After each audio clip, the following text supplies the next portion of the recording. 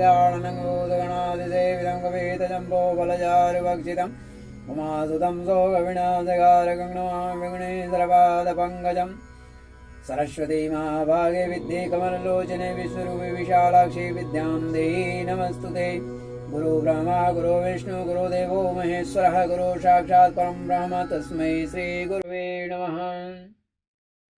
आज मैं चतुर्थ स्कंद के एकादश अध्याय का पाठारंभ कर रहा हूं। इसमें स्वयंभुव मनु का आना, ध्रुव जी को युद्ध बंद करने के लिए समझाना, इस प्रसंग का वर्णन है। पिछले अध्याय में मैंने पढ़ा था यक्षों के द्वारा उत्तम का मारा जाना और ध्रुव के साथ युद्ध। घनघोर युद्ध के बाद यक्षों ने बड़ा भयानक अपनी माया फैलाई। उसी के उपरांत मुनियों के द्वारा कुछ संकेत देने पर कि नारायण के स्मरण से सारी चीजें समाप्त हो जाती। परिणामतः ध्रुव जी नारायणास्त्र का अपने धनुष पर चढ़ाया, बस चढ़ाते ही सारी मायाएं समाप्त हो गई। अभी इसी प्रसंग का वर्णन मैं आरंभ कर रहा हूं। भूल चूक के लिए क्षमा चाहता हूं। अगर कहीं कोई त्रुटि रह जाए, कहीं संधि समास के अभाव में अनुस्वार बिंदु, अर्थ विराम, पूर्ण विराम आदि में कहीं कोई त्रुटि रह जाए,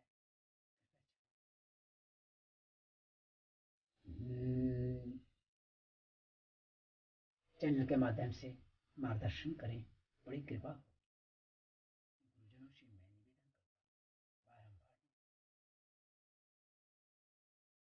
अथ एकादशो अध्याय स्वयंभुव मनु का ध्रुव जी को युद्ध बंद करने के लिए समझाना। मैत्रेय उवाच निशम्य गततामेव ऋषीणां धनुषे ध्रुवम् सन्दधेऽस्त्रमुपस्पृश्य यन्नारायण निर्मितं सन्धीयमानये तस्मिन् माया गुह्यक निर्मिता क्षिप्रविनेशोर्विदुरः क्लेशागानोदय यथा। मैत्री जी कहते हैं, विदुर जी ऋषियों का ऐसा कथन सुनकर महाराज ध्रुव ने आचमन कर श्री नारायण के बनाए हुए नारायणास्त्र को अपने धनुष पर चढ़ाया और उनके बाण चढ़ाते ही यक्षों द्वारा रची हुई नाना प्रकार की माया उसी क्षण नष्ट हो गई। जिस प्रकार ज्ञान का उदय होने पर अविद्या क्लेश नष्ट हो जाता है,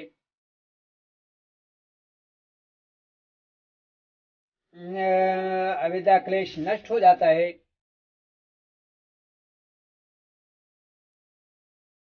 तस्यार्षाश्रमधनुषे प्रयुञ्जत सुवर्णपुङ्खकलंसवाससा विनिर्षिताया विविशूर्द्विखद्वलम् यदा वनं भीमरवासिखण्डिनः।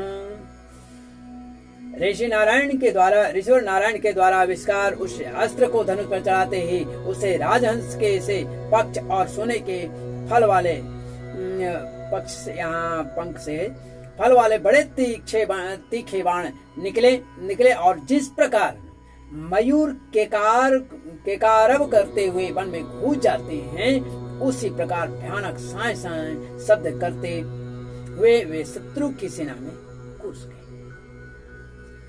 उन तीखी धार वाले बाणों ने शत्रुओं को बेचैन कर दिया। तब उस रणांगण में अनेकों यक्षों ने को अत्यंत कुपित होकर अपने अस्त्र संभाले और जिस प्रकार गणुर के छेड़ने से बड़े बड़े सर फन उठाकर उनकी ओर दौड़ते हैं, उसी प्रकार वे इधर उधर से ध्रुव जी पर टूट पड़े।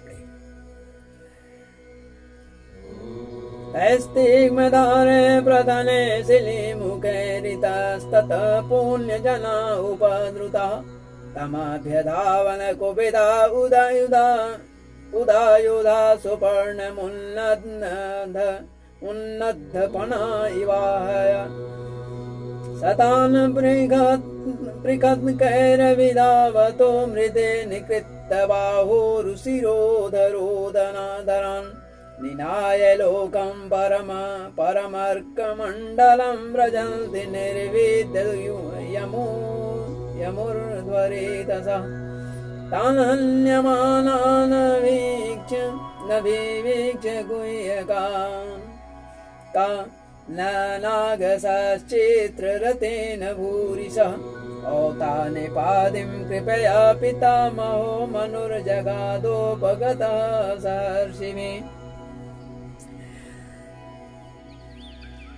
उन्हें आसानी आते देख ध्रुव जी ने अपने बाणों द्वारा उनकी भुजाएं, जांघें, कंधे और उदर आदि अंग प्रत्यंग को छिन्न भिन्न कर उन्हें उस सर्वश्रेष्ठ लोक सत्य लोक में भेज दिया, जिसमें ऊर्ध्वर रेता मुनिगण सूर्यमंडल का भेदन करके जाते हैं। अब उनके पितामह स्वयंभुव मनु ने देखा कि विचित्र रथ पर चढ़े हुए ध्रुव अनेकों निरपराध यक्षों को मार रहे हैं, तो उन्हें उन पर बहुत दया आई। वे बहुत से ऋषियों के साथ लेकर वहां आए और अपने पौत्र ध्रुव को समझाने लगे।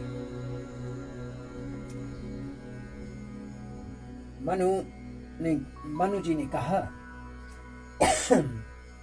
मनोर्वाच अलम वत्सातिरोषेण तमोद्वारेण पापमना येन पुण्यजनानेतानवधिस्त्वमनागसः नास्मत् कुलोचितं तात कर्म तत् सद्विगरहितं वधो यदुपदेवानामारब्धस्ते कृतेन सम् नन्वेकस्यापराधेन प्रसंगाद बभो हता भ्रातुर्वधावे तप्तेन त्वयाङ्ग भातृवत्सला नायं मार्गो हि साधूनां ह्रीकेशानुवर्तिनां यदात्मानं पराग गुह्य पशुवद् बुद्धवैसम्।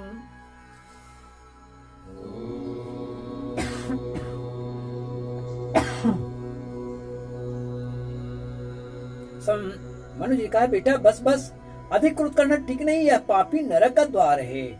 इसी के वंशीभूत होकर तुमने इस निरपराध यक्षों का वध कर दिया है। तात तुम निर्दोष यक्षों के संहार पर उतर रहे हो। यह हमारे कुल के योग्य कर्म नहीं है। साधु पुरुष इसकी बड़ी निंदा करते हैं। बेटा तुम्हारा अपने भाई पर बड़ा अनुराग था, यह तो ठीक है, परंतु देखो उसके वध से संतप्त होकर तुमने एक यक्ष के अपराध करने पर प्रसंगवश कितनों की हत्या कर डाली।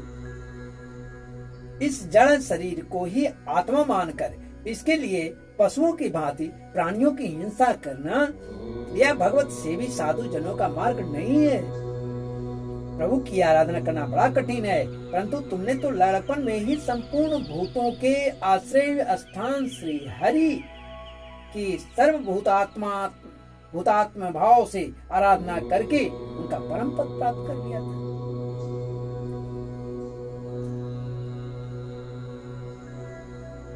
नायं मार्गो हि साधूनां ह्रीकेशानुवर्तिनां यदात्मानं पराग गुह्य पशुवद् भूतवैससम् सर्वभूतात्मभावेन भूतावासं हरिं भवान् आराध्या पादुराराध्यं विष्णोस्तत् परं पदम्। तुम्हें तो प्रभु भी अपने प्रिय भक्त समझते हैं तथा भक्तजन भी तुम्हारा आदर करते हैं। तुम साधु जनों के पथ प्रदर्शक हो, फिर भी तुमने ऐसा निंदनीय कर्म कैसे किया। सतम हरेरनुध्यात तत्पुंसामपि सम्मत कथं त्ववद्यं कृतवान् नो सेक्षण सतां व्रतम् दीक्षया करुणया मैत्र्या चाखिल जन्तुषु समत्वेन च सर्वात्मा भगवान् सम्प्रसीदति। सम्प्रसन्ने भगवती पुरुष प्राकृतेर्गुणे विमुक्तो जीवं निर्मुक्तो मुक्तो ब्रह्म निर्वाणमृच्छति। भूते पञ्चभिरारब्धैर्योषित पुरुष एव हि तयोर्व्यववायात् सम्भूतिर्योषित पुरुषयोरिह।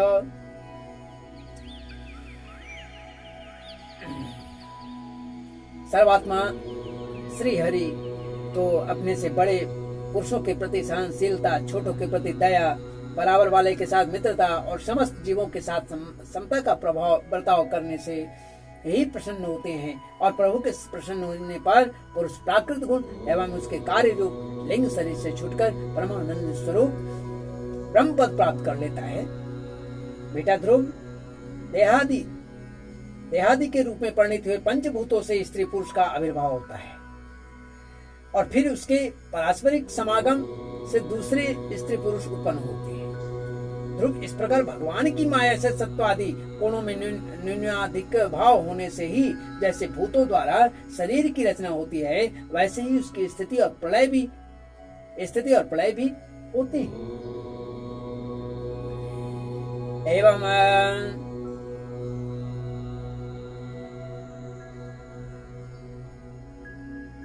होते पंचभिरारब्धैर्योषित पुरुषैव हेतयोर्व्यवसायात्म समभूति समोदयोषित पुरुषयोर्य एवं प्रवर्तते सर्गः सते संयम एव च गुण व्यतिकराद्राजन जन माया परमात्मनः निमित्तः मात्रं तत्रासीन् निर्गुण पुरुषर्षभ व्यक्तमिदं विश्वं यत्र भ्रमति लोभवत्। पुरुष श्रेष्ठ, निर्गुण परमात्मा तो इनमें केवल निमित्त मात्र है। उसके आश्रय से यह कार्य कारणात्मक जगत उसी प्रकार भ्रमता रहता है जैसे चुंबक के आश्रय से लोहा।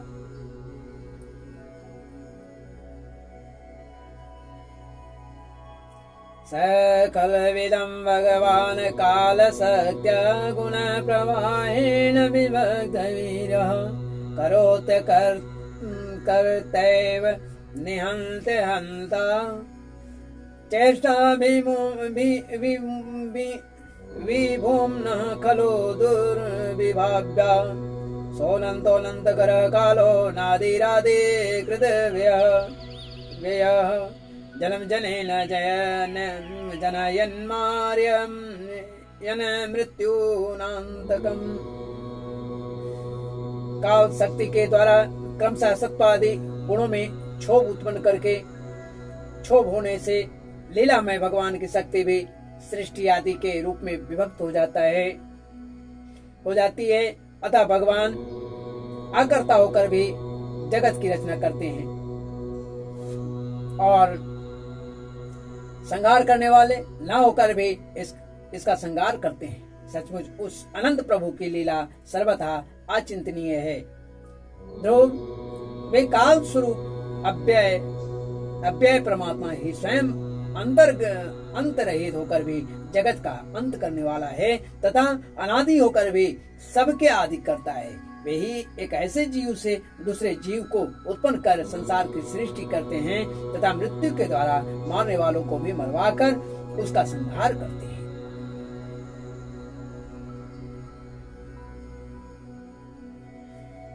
न वै स्वपक्षोऽस्य विपक्ष एव वा परस्य मृत्युर्विशद समं प्रजा तं धावमान मनोधावन्त्यनिशा यदा रजांस निलम्बूतसंगा न वै स्वपक्षोऽस्य विपक्ष एव वा परस्य मृत्युर्विशद समं प्रजा तं धावमान मनोधावन्त्यनिशा यथा रजांस निलम्बूतसंगा। वे काल भगवान संपूर्ण सृष्टि में समान रूप से प्रविष्ट हैं। उनका न तो कोई मित्र पक्ष है न ही शत्रु पक्ष है। जैसे वायु के चलने पर धूल उसके साथ साथ उड़ती है उसी प्रकार समस्त जीव अपने अपने कर्मों के अधीन होकर काल की गति के अनुसरण करते हैं। अपने अपने कर्मानुसार सुख दुखादि का फल भोगते हैं। आयुषोपचयं जन्तोस्तथैवोपचयं विभो उभावयाम् त्रैधः स्वस्थो दुस्थस्य विदधात्यसौ केचित् कर्म वदन्तीनं स्वभावं परे नृप एके कालं परे दैवं पुंसं पुंसा काममुतावरे अव्यक्तस्य प्रमेयस्य नानाशक्तियुदयस्य च न वैचिकीर्षितं तात को वेदाथ स्वसंभवम् न चैते पुत्रक भ्रातुर्हन्तारो धनदानुगा विसर्गादानयोस्तात्म पुंसो दैवम हि कारणम्। सर्वसमर्थ श्री हरि कर्म बंधन में बंधे हुए जीव की आयु की वृद्धि और क्षय का विधान करते हैं, परंतु वे स्वयं इन दोनों से रहित और अपने स्वरूप में स्थित हैं। फिर सम्राट मनु जी कहते हैं अपने प्रभात रूप से कि राजन, इस परमात्मा को ही मीमांसक लोग कर्म, चार्वाक स्वभाव, वैशेषिक मतावलंबी काल, यानी मीमांसक लोग कर्म, चार्वाक स्वभाव, वैशेषिक मतावलंबी काल, ज्योतिष दैव और काम शास्त्री काम कहते हैं। वे किसी भी इंद्रिय या प्रमाण के विषय नहीं है। महादादी अनेक शक्तियां भी उन्हीं से प्रकट हुई है। वे क्या करना चाहते हैं इस बात को भी संसार में कोई नहीं जानता। फिर अपने मूल कारण उस प्रभु को तो कौन जान सकता है। बेटा, ये कुबेर के अनुचर तुम्हारे भाइयों को मारने वाले नहीं है, क्योंकि मनुष्य के जन्म मरण का वास्तविक कारण तो ईश्वर है। एकमात्र वही संसार को रचता, पालता और नष्ट करता है, किंतु अहंकार शून्य होने के कारण इसके गुण कर्मों से वह सदा निर्लेप रहता है। सैव विश्वं सृजति सैवावन्ति हन्ति च अथाव्ययनङ्कारान्नाज्यते गुणकर्मभिः। एष भूतानि भूतात्मा भूतेषु भूतभावनः स्वशक्त्या मायया युक्तः सृजत्यति च पाति च।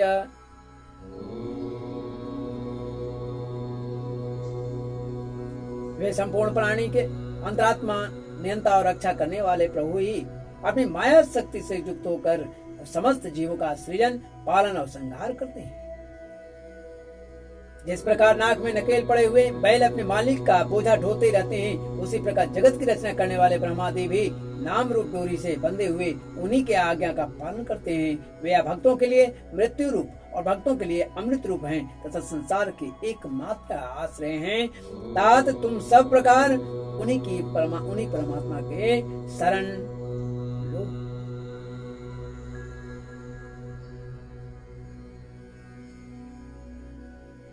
तमेव मृत्युम् अमृतं तात दैवं सर्वात्मनोपेहि जगत्परायणम्। यस्मै बलिं विसृजो हरन्ति गावो यथा वै नसिदामयन्त्रिदा। जा पञ्चवर्षो जननी त्वं विहाय मातुः सपत्न्या भजसा भिन्नमर्मा। वनं गतस्तमसा प्रत्यगच्छ माराध्य लेवे मूर्धनि दिने पदं त्रिलोक्या।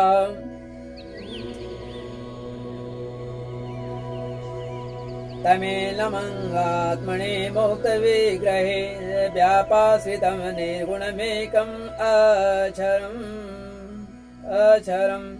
आत्मानमन्वीक्ष विमुक्तमात्मदृक्।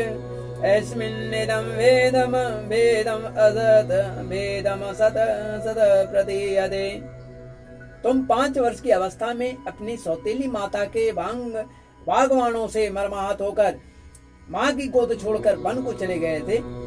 वहाँ तपस्या द्वारा जिन ऋषिकेश भगवान की आराधना करके तुमने त्रिलोकी से ऊपर ध्रुवपद प्राप्त किया है, और जो तुम्हारे भय भावहीन सरल हृदय में वात्सल्य बस विशेष रूप से विराजमान हुए थे, उन निर्गुण अद्वितीय अविनाशी और नित्य मुक्त परमात्मा को अध्यात्म दृष्टि से अपने अंतःकरण में ढूंढो। उनमें यह भेदभाव मैं प्रपंच न होने पर भी प्रतीत हो रहा है। तम प्रत्यगात्मने तदा भगवत्यन्त तिनंत आनंद मात्र उपमन्न समस्त सक्तो भक्तिं विदाय परमं सन कैर विद्या ग्रंथिं विवेत्स्यसे ममामीति प्ररूढ़म। ऐसा करने से सर्वशक्तिमान परमानंद स्वरूप सर्वांतर्यामी भगवान अनंत में तुम्हारी दृढ़ भक्ति होगी और उसके प्रभाव से तुम मैं और मेरेपन के रूप में दृढ़ हुई अविद्या की गांठ को खोल सकोगे, काट डालोगे। सनेयच्छरो संभद्रम भद्रम ते प्रतीपम श्रेयसां परम श्रुतेन भूयसा राजन् नगदेन यदा मया येनोपसृष्टात्म पुरुषाल्लोका उद्विजते जते वृदम् न बुधस्तद्वसम गच्छेदि चलनवयमात्मनः हेलनं गिरिशभ्रातृर्नन्दस्य त्वया कृतं यज जग्निवान् पुण्यजनान् भ्रातृघ्ना नित्यमर्षितः। राजन, जिस प्रकार औषधि से रोग शांत किया जाता है, उसी प्रकार मैंने तुम्हें जो कुछ उपदेश दिया है उस पर विचार करके अपने क्रोध को शांत करो। क्रोध कल्याण मार्ग का बड़ा ही विरोधी है। भगवान तुम्हारा कल्याण करेगा। क्रोध के वंशीभूत हुए पुरुष से सभी लोगों को बड़ा भय होता है। इसलिए जो बुद्धिमान पुरुष ऐसा चाहता है कि मुझसे किसी भी प्राणी को भय न हो और मुझे भी किसी से भय न हो, उसे क्रोध के वश में कभी नहीं होना चाहिए। तुमने झुक या समझकर कि ये मेरे भाई का मारने वाला है, इतने यक्षों का संहार किया है, ऐसे तुम्हारे द्वारा भगवान शंकर के सखा कुबेर जी का बड़ा अपराध हुआ है। इसलिए बेटा, जब तक कि महापुरुषों का तेज हमारे कुल को आक्रांत न कर लेता, इससे पहले ही विनम्र भाषण और विनय के द्वारा शीघ्र उन्हें प्रसन्न कर लो।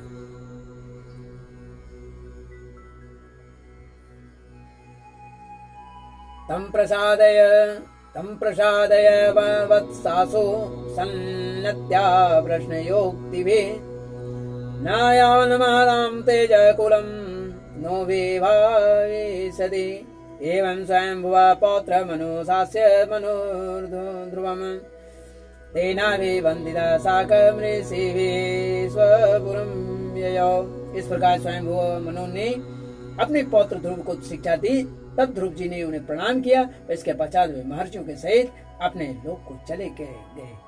बोली श्री लक्ष्मी नारायण भगवान की जय। श्रीमद् भागवते महापुराणे पारमहंस्यां संहितायां चतुर्थ स्कंदे 11 अध्याय। श्रीमन्नारायण नारायण।